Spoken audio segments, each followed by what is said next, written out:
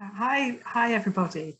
I'll start and Mark can come in. And I want to start by saying thank you to Wendy for this great introduction. It's really fantastic to meet people across the ocean like this and to share some thoughts about how we keep people safe in our Quaker communities.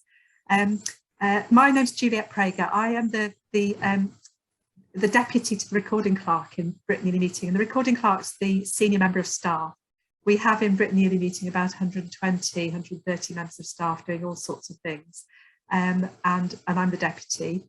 I have strategic oversight of safeguarding in our yearly meeting, and we'll come on to that. My background is in the charity sector, but I grew up in a Quaker family, so I experienced children's meeting when I was little. I, as a parent, was very involved in running the children's meeting in my Quaker community and running holidays, residential events for children and young people. But I've also got safeguarding experience of working with adults with learning disabilities, and I was a foster carer for a year. So that's my kind of credentials, if you like. Mark, do you want to say a bit about who you are? Yes, thank you, Juliet. Juliet is my boss, so I'm only allowed to speak when she says I can speak. And now appears to be one of those times. I'm safeguarding officer for BYM, as Wendy says, another member of staff. My background is I was a police detective up until about 2 or 3 years ago. I retired from the Metropolitan Police, that's the London Police Force.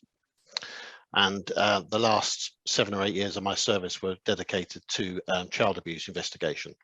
So that's where my safeguarding motivation and experience comes in. On retiring, I had a chat with them, Juliet and another 1 or 2 of my current colleagues, and we turned an 8-week posting to BYM as an interim safeguarding officer to a permanent position. So that was very kind of Juliet to accept me into the fold like that. And here I am now. You'll hear a bit more from Mark about what he's doing shortly.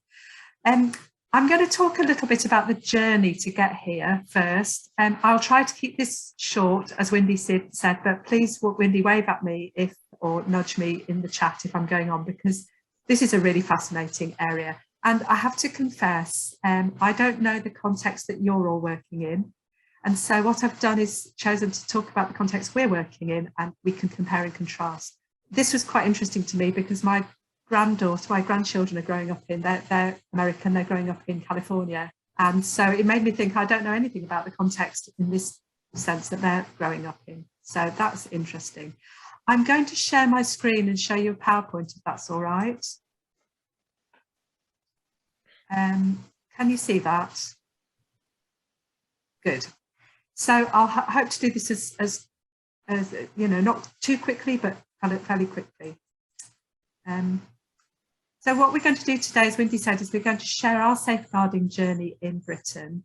Safeguarding is a word that we're just very comfortable with and we use a lot. If you don't, I apologise, but it's a word that just trips off our tongue now. We're going to talk about the work that Quakers in Britain are doing to safeguard people in our communities now. And then we're going to talk a little bit about the future and what we're working on next. So in Britain, safeguarding, as I said, is a fairly common term now, and we use it as a word which means the action taken to promote the welfare of children and adults at risk and to protect them from harm. So for quite a long time in British Quaker communities, children was our focus, but we've come to realise that we also need to pay attention to adults at risk, and that really means adults who, for whatever reason, aren't in a position to protect themselves. I think we're focusing on children with you today, but I just wanted you to know that that's the context that we work in. I was quite interested to look up the history of safeguarding in Britain, and these are just a load of numbers and you can ignore them if you like. But what I discovered was that the first child abuse inquiry in Britain was in the 1940s. And it was in 1949 that the first Children Act came into play. And then the Children Act has developed over the years. There have been a number of different iterations of that act. There was a significant update in 1989. In the 1990s, the UN Convention for the Rights of the Child was adopted by Britain. I believe that America, the United States, has ratified that UN Convention, but hasn't become a state party to that convention. It's quite interesting for me to discover. In 1997, a system was brought in Britain of criminal record checks, and Mark may say a little bit more about this later. I don't know whether you have this in the States, in any state or federally, but we have a system where within certain circumstances, Britain Yearly Meeting can apply for information about whether a person has a blemished criminal record. In the 2000s, there were new reforms to child protection legislation, and particularly in 2010, there was a document put out called Working Together to Safeguard Children. Now, Mark will know a lot more about this than I do, because he was working professionally in the field, but I think that gave us a real framework for work in Britain. And then in 2015, in Britain, an independent inquiry was set up into child sexual abuse, and Britain Yearly Meeting was invited to be part of this, to contribute to it in 2019, I think it was. And I think it was that work that led us to improve a lot and to the discussion that we're having today, because Wendy noticed our response to that. What I want to say before moving on to the next slide is that all of these developments in Britain have been prompted by amazing people, survivors and allies to survivors, or people who became aware of children who died. So often a real tragic event led to the Children Act or an abuse inquiry, and things have been improved as a result of that. So I want to kind of pay tribute really to the people who've helped to progress things for us in Britain and the world. So for us, our journey has really mirrored that. Before the 1980s, I think it's fair to say, and my experience growing up in Quakers was that children's meetings, residential gatherings, family events really were run without any safeguarding awareness. But in the 1970s, we started to hold national events for children and young people. And I think I was one of the first people to start going to those events that we were running nationally. And there was a bit of an awareness that children had something to offer in our Quaker communities. In the 1990s, and you saw that in the previous slide that in 1989 there was a Children Act, local meetings were given guidance and a set of expectations really. They were pretty informal and voluntary. I was part of the children's meeting in my meeting at that point, and there was quite a lot of resistance to this. Why would you worry about Quakers who we've known all our lives going into a room with a child on their own? So that was quite interesting to experience and to get measures in place in our local meetings. But there was a set of measures. Since then, we've had a staff member. For some time, we had a staff member nationally who had part of their role to support safeguarding.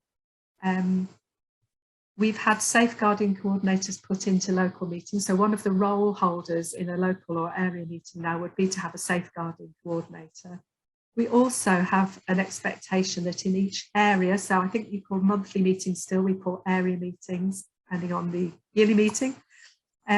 Each area would have a children and young people's work advocate. So somebody really speaking up on behalf of children and young people in the area meeting. And we've now got a system in Britain where each area meeting has formally trustees, and they're legally responsible for health and safety, and safeguarding would come under that. So that sort of sideways provision in Britain means that we've got a bunch of Quakers in each area who, if anything goes wrong, would be accountable and are therefore expected to make sure nothing does go wrong. And as I said before, from 2018 onwards, we've had significant improvements, which Mark's going to talk about shortly, and talk about what we're doing. But that includes having Mark as a full-time member of staff. I'm going to just stop sharing for a minute so we can see each other better. So that's a kind of whistle-stop tour of our journey. I think it's fair to say, as I said, that in the 1980s, 1990s, there was quite a lot of resistance. I was lucky, I was fostering in the 1990s, and I was able to say to my meeting, look, I'm bringing two very vulnerable children along to our meeting. I want them to be fully part of our meeting. They've been through tough times, and it's possible that one of them could say something inappropriate about one of you without meaning to.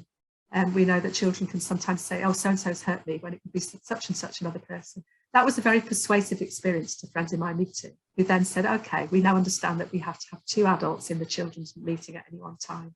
That's just one example of a tiny thing that really helped friends in my meeting. to understand the need to keep the children themselves safe, all the adults safe, and potentially any adults who had a blemished past, because we do have some of those adults in our communities, to keep them safe. So I'm going to stop there and let Wendy navigate us through the next bit. And there's so much more I could say, but let's leave it there. Thank you, Juliet. You were under 15 minutes. So we have an extra 5, I think, yes. And we are going to record Mark's remarks. So thank you for part 2.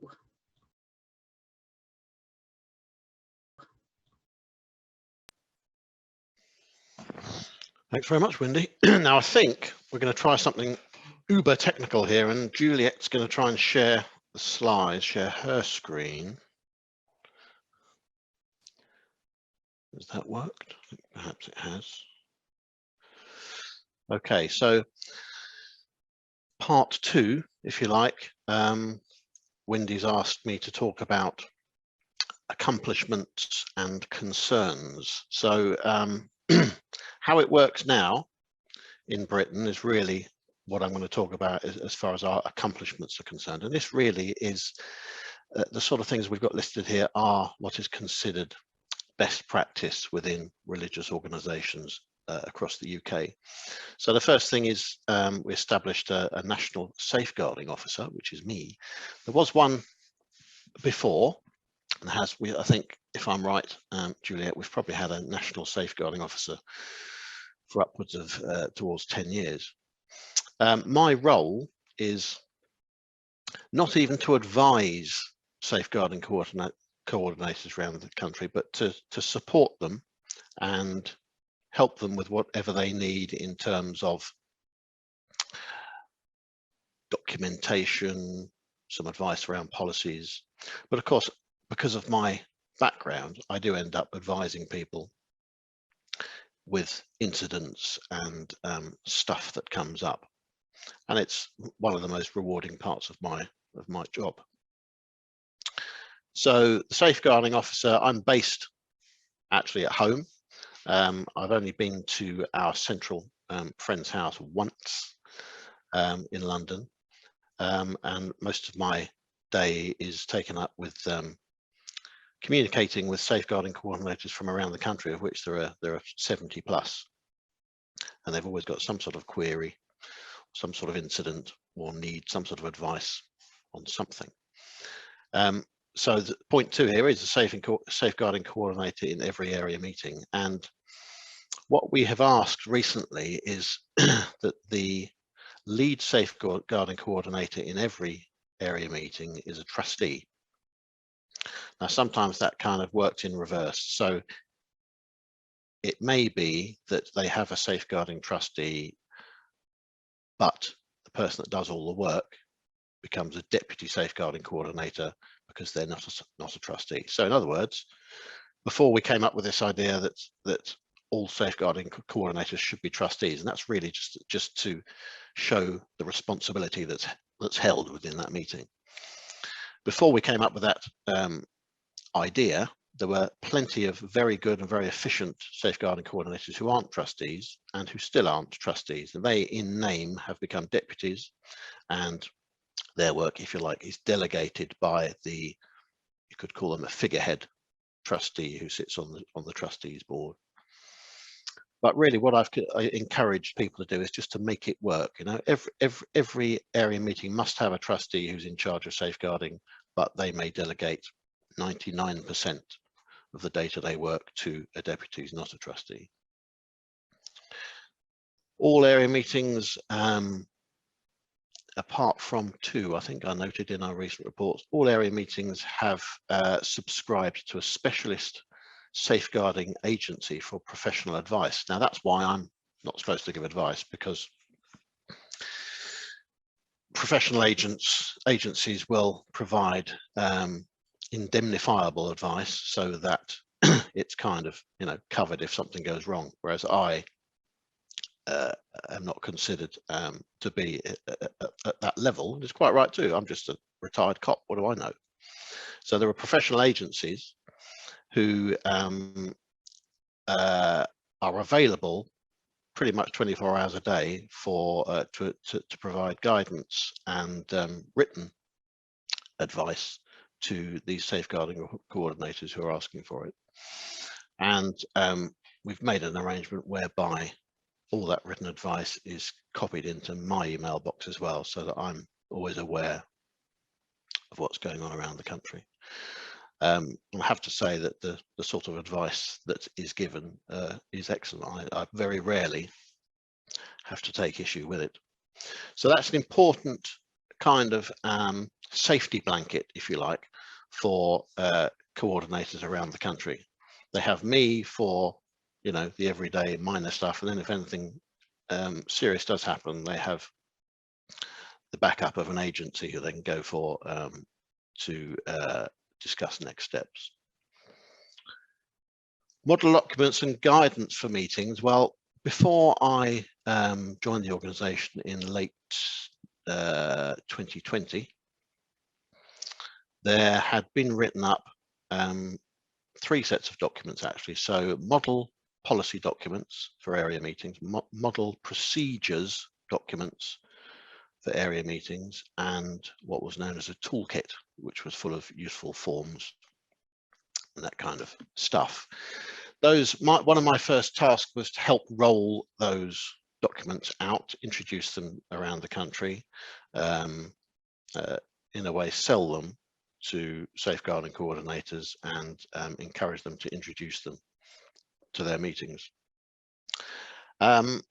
Those documents were written by a sort of conglomerate of a safeguarding agent, Quakers, and with input by survivors as well. Some of the elements of what was being asked of people within those documents was seen to be too hard, too onerous. On some occasions, there were sections that were accused of being unquakerly, even. So after much discussion and head scratching, it was decided that I would not rewrite the documents, but review and revise the documents to make them more straightforward, simpler, without taking away any of the safeguarding measures, to make them easier for meetings to implement. And some of that, as Juliet has touched on, just revolved around wording. So some friends bridled at safer recruitment, so we now call it safer appointments. And as Juliet mentioned, she wrote an entire section on how to sort of weave into the nominations process the process of what we call safer recruitment, which involves having background checks, interviewing people about their past and their motivation for wanting to work with children or vulnerable adults, that sort of thing. So those documents I now kind of pared down to a single policy. So it's a 2-page policy which meetings can adopt. I've even made little green asterisks in the policy so they can literally just put their meeting name in and contact names for safeguarding staff and volunteers. So that's offered to them along with a larger document which contains procedures and the original toolkit, and it's just sort of tidied up more, a little bit more bite-sized, if you like, and that seems to have gone down quite well, and it seems to be effective in encouraging even the most reluctant of meetings to engage in a serious safeguarding process.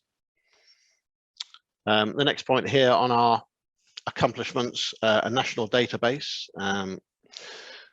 So part of this ICSA inquiry, the national government-led inquiry, has recommended that every religious organisation, every faith-based organisation should have a central database where incidents and concerns regarding safeguarding are recorded, so that there aren't sort of satellite offices dotted around the country who don't talk to each other and nobody knows what's going on. So that was set up just as I was joining, and I kind of run that database, and I will soon be getting to the stage where every concern with a safeguarding basis around the 72 meetings is either sent to me, or in a year or two's time, it will be entered directly onto that database. But of course, getting access for everybody is going to take a little bit longer. But the important thing is that we're confident that everything that happens around Britain now is entered onto that database. The final accomplishment there is that we receive an annual report now from every area meeting. That Juliet will be smiling to herself now, because that's been one of my hardest jobs, is sending the report out. It's easy enough. Asking people to fill it in and send it back is easy enough, but actually getting them all back took me just under a year to, for people to fill out a single side of A4 form with about 6 questions on it. You know? So I felt that process taught me a lot about Quakers and how they think, and how they enjoy filling out forms and reporting to a central office. It's not something that friends are keen on, and I can understand that. And I've literally just collated all last year's reports, and I'm just, with a heavy heart, sending out a request now for next year's, them to fill out next year's report. So we'll see how that goes. The sort of things in that report asks for, it's literally just, you know, what's your area meeting names, name of your safeguarding coordinators and deputies. Please confirm that you're signed up to an expert advice agency. Have all your staff been suitably trained? When was your safeguarding policy last reviewed, and when is it next going to be reviewed? And have you had any safeguarding concerns over the last year? And do you have any contracts in place for individuals? So as you can see, it's not a terribly difficult form to fill in, but we'll see how that goes. That's pretty much the accomplishments we've got listed. The next slide. Not all plain sailing, and I think a lot of these points we've already covered. So, and I've no idea how time's going. Have I got a couple of minutes left, Wendy? 2 minutes left. So we've already heard how some meetings think it couldn't happen here, and that's, you know, we're all singing from the same hymn sheet here, so to speak. What we're all having to do is persuade people that actually it could happen here, you know, and that the most trusted of people can do bad things, and it happens. Complacency, safeguarding is not necessary here. That's kind of linked, isn't it?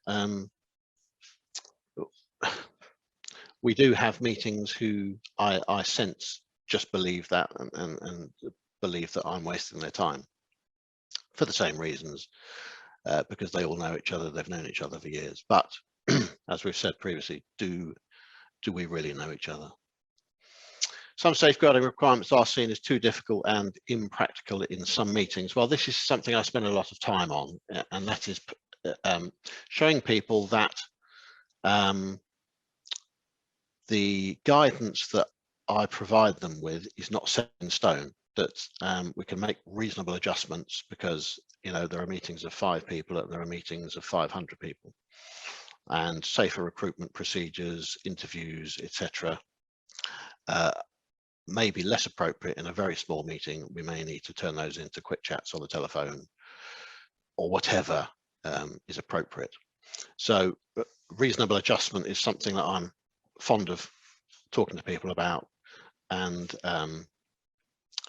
it's something that doesn't negate safeguarding procedures, but it makes safeguarding procedures more possible and more practical where that's necessary. Yes, we do worry that without national encouragement, safeguarding could become less of a priority, and that's a lot of my job, is to keep banging on about it, if you like, to keep encouraging a safeguarding culture, and to keep it in the forefront of everybody's mind. vulnerable individuals within Quaker communities. Bear with me, I've lost my screen there for a second.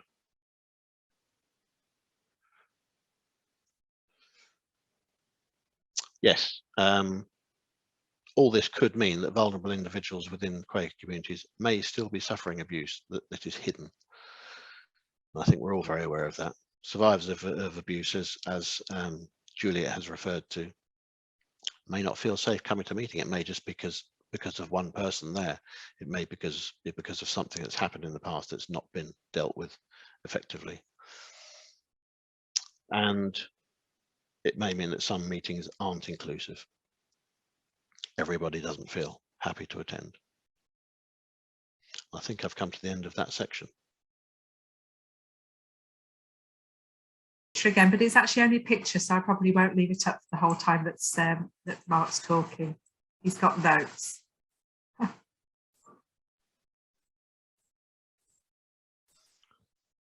Thanks, Juliet. Thanks, Wendy. Fascinated to listen to Maylene, is it? What you've got to say there. Fox and chicken, I like that. We try to let the fox and chicken in together, but we try to keep them apart. And there are ways of doing that, and there are risk assessments that you can undertake to assess if it's possible to have foxes and chickens in the same meeting, but sometimes it'll just, the fox just needs to be excluded. And I was interested to hear what you said about excluding people who've been arrested as well. Part of my role is to liaise with an agency that does our background checks. We also have an approvals panel made up of friends who will look at blemished certificates, if you like, see that perhaps the arrest was for a minor offence many years ago, or perhaps it was last year for a Quaker peace demonstration, and they will make a decision on whether that person can be employed, taking into account all the circumstances. So where next, I think, is our next slide. And as Juliet has already mentioned, the goal is for a loving, inclusive, and all-age set of communities. Where Brittany Early Meeting is concerned, the government programme that's carrying out inquiries into child sexual abuse in faith settings, as I say, it's government led, so we have no influence on that, and we have an idea that they will report fully on their investigation towards the back end of this year, but we can't be certain. So we don't have their full recommendations to follow at this point, but what we intend to do is to continue strengthening the protection of our vulnerable groups through a number of means, the first being training, and training for safeguarding coordinators and all those working with children, working with vulnerable adults in all our Quaker communities around Britain. Training is essential, and as part of our documents, I've kind of done a table, a schedule of all the different Quaker roles and the sorts of levels of training that is appropriate for what they're doing. And in fact, it is a requirement of one of the earlier ICSA recommendations that all those working in those areas should be suitably trained by professional agencies.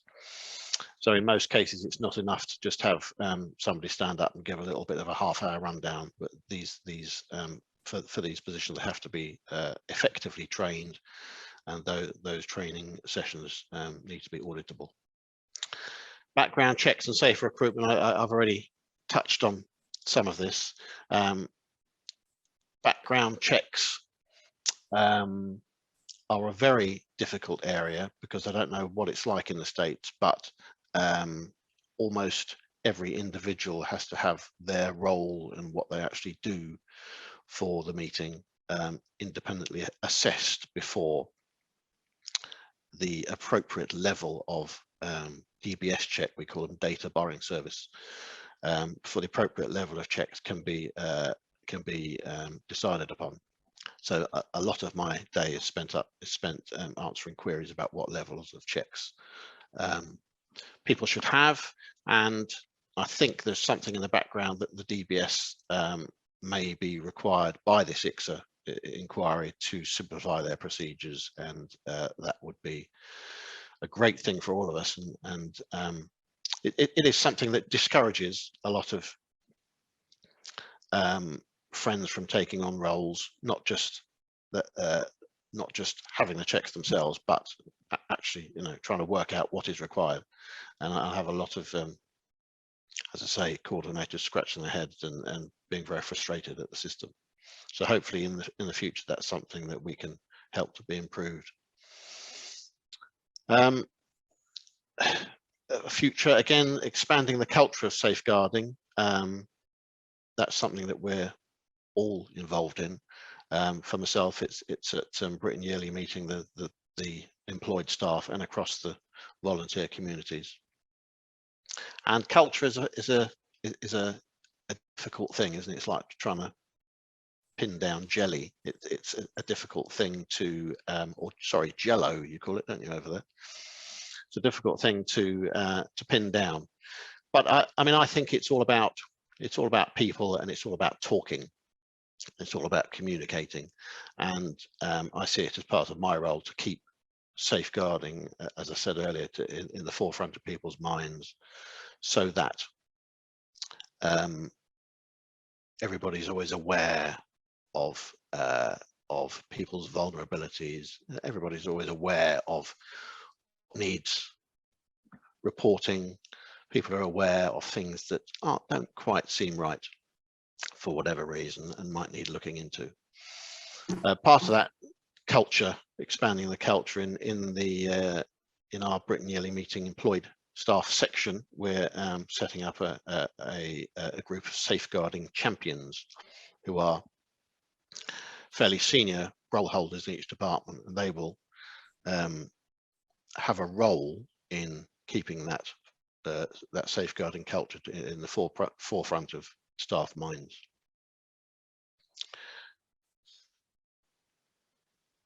Communicating and sharing news, communicating success stories, and just being generally enthusiastic. I hold up Windy Cooler as an example of this. I've rarely met a more enthusiastic person since I've been doing this job. And yes, it's to your credit, getting all these people together and getting us over here to talk. That's an example of spreading safeguarding culture. And there aren't many people that do it better than you, Windy. But our vision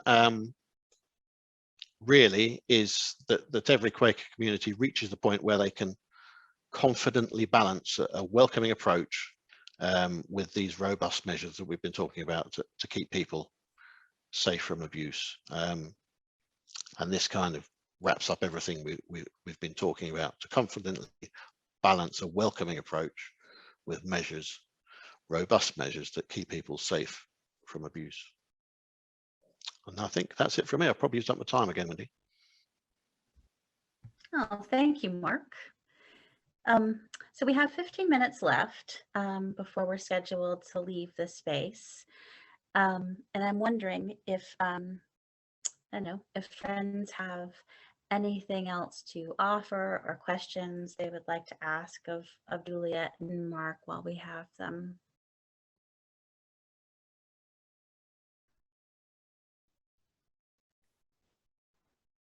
Juliet? I'd like to add one thing, which is just a confession I forgot to start the meeting with. And that's partly because I didn't quite know who I was meeting with, but also that you're committed to this area. But I wanted to say that if I'm talking to a group of people in Britain about safeguarding, I'd always start the meeting, and I start this whether I'm talking to my trustee committee at work or to a local Quaker community, by acknowledging that each person here, and Milene, I want to honour your contribution because you reminded me of this, so thank you. By saying that each person here in the gathering, whoever we are, has their own experience and understanding of safeguarding, and asking everybody to respect that. And also reminding people that if anything uncomfortable comes up as a result of the conversation, there are places that can provide support, and we can offer signposting to the appropriate agencies. And we have on our website a list of different agencies, male survivors or survivors of childhood sexual abuse or whatever. So I guess I just wanted to say that you can see why probably I didn't do that today, but it's something I think is really important because it's part of acknowledging that lack of safety is probably part of all of our lives in some way or other. And keeping everybody safe is an ordinary thing that we can all be committed to, and that it's okay to talk about. I often find that people are scared to talk about these things, and if you're involved with children, you're probably less scared than others. At children's work, you're less scared than others. So I just wanted to apologise for not starting with that and encourage you to do something similar as appropriate for the group to help to build that culture of open discussion.